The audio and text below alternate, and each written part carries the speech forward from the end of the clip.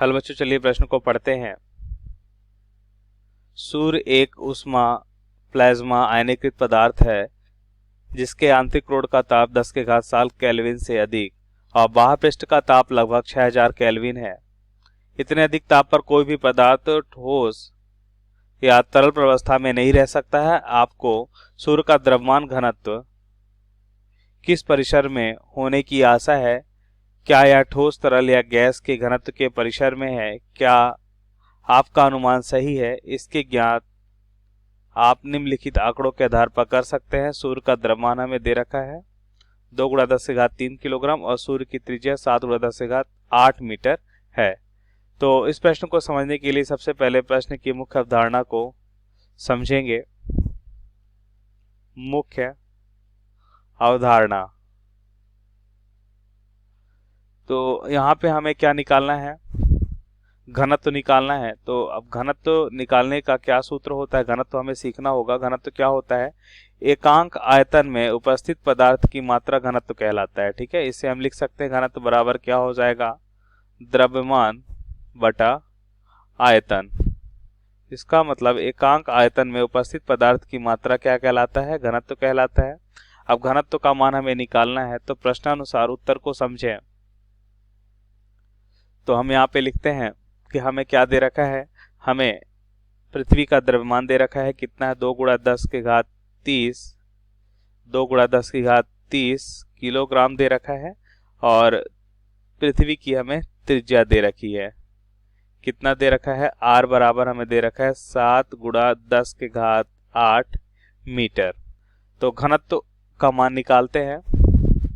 तो घनत्व रो बराबर क्या हो जाएगा? घनत्व को हम रो से लिखते हैं, तो घनत्व बराबर हो जाएगा द्रव्यमान बटा आयतन। अब आयतन क्या हो जाएगा? 4/3 पाई r⁻3। तो यहां से देखिए हमें क्या मान मिलेगा? 2 × 10⁻, कितना हो जाएगा? 30 बटा 4/3 गुणा पाई गुणा r, 7 ×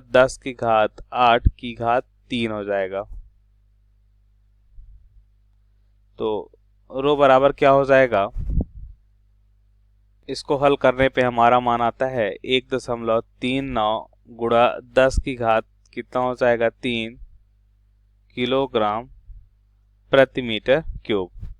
तो ध्यान से देखिए, क्या यह घनत्व जो है इसको हम ऐसे भी लिख सकते हैं, लगभग 1.4 × 10⁻³ किलोग्राम प्रति मीटर क्यूब।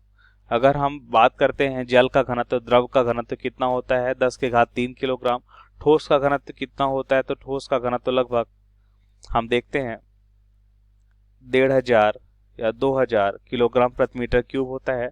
इसका मतलब हमें जो सूर्य का जो घनत्व मिल रहा है वो क्या मिल रहा है? ठोस या द्रव के घनत्व के परिसर में मिल रहा है। तो यह हम लिख सकते हैं कि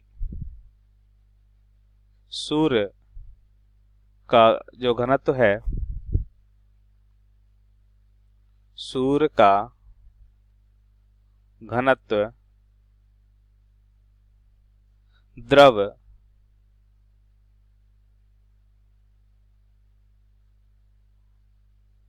और